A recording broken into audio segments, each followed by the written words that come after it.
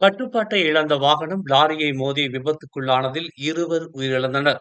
Taman தேசாஸ் கோடாய் சாலையில் நள்ளிரவு 12:11 மணி அளவில் 10 டன் லாரியை வாகனம் மோதி விபத்துக்குள்ளானது. இந்த விபத்தில் 43 வயது வாகனம் ஓட்டி சம்பவ இடத்திலேயே உயிரிழந்ததாகவும், வாகனத்தில் இருந்த மற்றொரு ஆடவர் மருத்துவமனைக்கு கொண்டு செல்லும் வழியில் உயிரிழந்ததாகவும் தெரிவிக்கப்பட்டுள்ளது. 36 வயதான லாரி ஓட்டுநர் சிராய்ப்பு காயங்களுடன் தப்பியதாக ஸ்கூடாய் மாவட்ட மீட்புத்துறை அதிகாரி சுரைனி அட்னான் தெரிவித்தார்.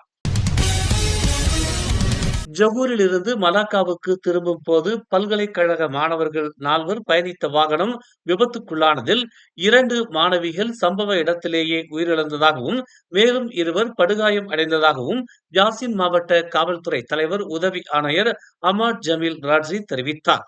இன்று அதிகாலை 6:30 மணியளவில் கட்டுப்பாட்டை இழந்த மைவி வாகனம் நெடுஞ்சாலையின் தடுப்புச் சுவரை மோதி விபத்துக்குள்ளானதாகவும், இந்த விபத்தில் 19 வயதுடைய நூருல் ஷஃபிகா நஸ்ருடீன், நூர்ஹானிஸ் அப்ரினா அசிசான் ஆகியோர் பலியானதாகவும், 20 வயதுடைய மேலும் 2 படுகாயம் அடைந்த நிலையில் மருத்துவமனையில் சிகிச்சை பெற்று வருவதாகவும் தெரிவிக்கப்பட்டுள்ளது. காராக் நெடுஞ்சாலையில் கட்டுப்பாட்டை இழந்த டேங்கர் லாரி சாலையின் நடுவே கவிழும்படியான காணொளி சமூக வலைதளங்களில் பரவியதை அடுத்து, சம்பந்தப்பட்ட காணொளி தொடர்பாக கொம்பாக் மாவட்ட காவல்துறை தலைவர் உதவி ஆணையர் நூர் அரீஃபின் முகமது நசீர் விசாரணை அறிக்கையை வெளியிட்டுள்ளார். நேற்று நள்ளிரவு 12:30 மணி அளவில் கிளந்தானில் இருந்து போர்ட் கில்லானுக்கு சென்று கொண்டிருந்த டேங்கர் லாரியின் பிரேக் செயலிழந்ததால் இந்த விபத்து நிகழ்ந்ததாக தெரிய வந்துள்ளது. 41 வயதான லாரி ஓட்டுநர் சிராய்ப்பு காயங்களுடன் தப்பியதாகவும், செம்பனை எண்ணெயை ஏற்றிச் சென்ற லாரி விபத்துக்குள்ளானதில் சம்பந்தப்பட்ட சாலையில் செம்பனை எண்ணெயின் கசிவு ஏற்பட்டுள்ள நிலையில் தற்காலிகமாக துப்புரவு பணிகள் மேற்கொள்ளப்பட்டு வருவதாக தெரிவிக்கப்பட்டுள்ளது. தெமர்லோவில் மேற்கொள்ளப்பட்ட சோதனையில் 4,62,769 வெள்ளி மதிப்பிலான கடத்தல் சிகரெட்டுகள் பறிமுதல் செய்யப்பட்டதாக பகாங் மாநில சுங்கத்துறை தெரிவித்துள்ளது.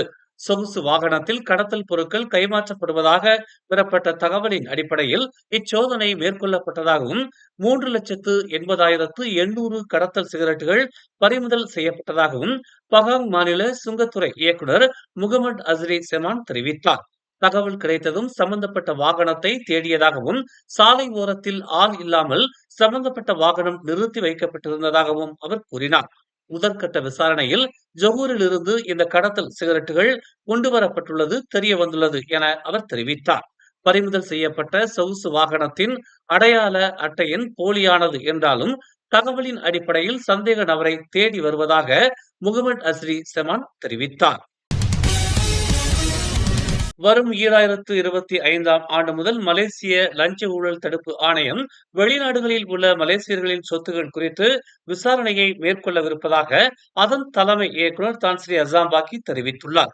வெளிநாடுகளுடன் வர்த்தகம் செய்யும் மலேசியர்கள் பெறப்படும் லாபத்தை மலேசிய அரசுக்கு காட்டாமல் வெளிநாடுகளில் முதலீடு செய்வது குறித்தான புகார்கள் பெறுவதன் மூலம் இச்சோதனை நடவடிக்கை மேற்கொள்ளப்படவிருப்பதாக அவர் கூறினார். பிற நாடுகளுடன் வணிகம் செய்து பெரும் பணத்திற்கும் லாபத்திற்கும் மலேசியாவில் செலுத்த வேண்டிய வரியிலிருந்து தப்பிப்பதற்காக முக்கிய பெரு நிறுவனங்கள் கணக்கில் வராத தொகைகளை கொண்டு வெளிநாடுகளில் சொத்துகளையும் புதிய நிறுவனங்களையும் தொடங்குவதாக தான்ஸ்ரீ அசாம்பாக்கி தெரிவித்தார். அரசு ஊழியர்களுக்கான சம்பள உயர்வை தொடர்ந்து அரசு ஊழியர்கள் அதிகப்படியான கடன்களை வாங்க வேண்டாம் என்று கியூபெக்ஸ் நினைவூட்டியுள்ளது. கடனை குவிப்பதற்கு சம்பள உயர்வை ஒரு சாக்காக பயன்படுத்தக்கூடாது என்றும், இது இறுதியில் நிதி நெருக்கடிக்கு வழிவகுக்கும் என்றும் அதன் பொதுச் செயலாளர் அப்துல் ரஹ்மான் நோர்டின் தெரிவித்தார். கடன்கள் தேவைப்பட்டால் அவை வீட்டு வசதி அல்லது குழந்தைகளின் கல்வி போன்ற எதிர்கால ஆதாயங்களுக்காக மட்டுமே இருக்க வேண்டுமே தவிர, மொபைல் போன் வாங்குவதற்கெல்லாம் கடன் வாங்கும் எண்ணத்தை முற்றாக தவிர்க்க வேண்டும் என்று அவர் கேட்டுக்கொண்டார். தேசிய தகவல் தொடர்பு மற்றும் பல்லுலக பாதுகாப்பு ஆணையமான MCMC டெலிகிராம் நிறுவனத்திற்கும் WeChat நிறுவனத்திற்கும் புதிய கட்டுப்பாடுகளை அமல்படுத்தும்படி உத்தரவிட்டுள்ளது. கம்யூனிட்டி கைட்லைன் எனப்படும் பாதுகாக்கப்பட்ட தரவுகளை வரும் ஜனவரி 1ஆம் தேதி முதல் நடைமுறைப்படுத்தப்பட வேண்டும் என்று MCMC உத்தரவிட்டுள்ளது. கட்டுப்பாடுகளை டிசம்பர் 31ஆம் தேதிக்குள் செயல்படுத்த தவறினால் சம்பந்தப்பட்ட இரு செயலிகள் மீது ஒழுங்கு நடவடிக்கையை எடுக்கவிருப்பதாகவும் எம்சிஎம்சி எச்சரிக்கை விடுத்துள்ளது. டெலிகிராம், WeChat எனும் இரு செயலிகளும் அதன் மலேசிய பயனாளர்களுக்கு பாதுகாப்பான தரவுகளை வழங்க இது மாதிரியான கட்டுப்பாடுகளை கடைபிடிக்க வேண்டும் என்று எம்சிஎம்சி அறிவுறுத்தியுள்ளது. இளைஞர் விளையாட்டுத்துறை அமைச்சர் ஹன்னா இயோ இறையாண்மைக்கு எதிராக செயல்படுவதால் அவரை அமைச்சர் பதவியிலிருந்து விலக்க வேண்டும் என்று மஸ்ஜித் தானா நாடாளுமன்ற உறுப்பினரும் பெர்சாத்து மகளிர் அணி தலைவியுமான டத்தோ மாஸ் எர்மியாத்தி சம்சுடீன் தெரிவித்துள்ளார். முன்னாள் காவல்துறை தலைவர் தான்ஸ்ரீ மூசா ஹசானுக்கு எதிரான வழக்கில் ஹன்னா இயோ தரப்பு சாட்சியங்கள் அளிக்காமல் இருந்ததும் பொய் வழக்கு என நீதிமன்றம் நிராகரித்திருப்பதையும் அவர் சுட்டிக்காட்டினார். மேலும் ஹன்னா இயோ எழுதிய பிகமி ஹன்னா எனும் அவரின் சுயசரிதையில் இறை தூதர் ஒருவரே எனும் வாசகம் இஸ்லாத்தின் நம்பிக்கையை சீர்குலைப்பதாகவும் இருக்கிறது என்று மாஸ் எர்மியாத்தி சம்சுடீன் குற்றம் சாட்டினார். மேலும் செய்திகளை தெரிந்து கொள்ள தமிழ் மலர் நாளிதழை பாருங்கள். எங்களோடு இணைந்திருக்க மலர் டிவியை பதிவு செய்து கொள்ளுங்கள். உறவுகள் மகிழ்ந்திட விருப்பம் மற்றும் பகிர்வு சேவையை சொடுக்கிடுங்கள்.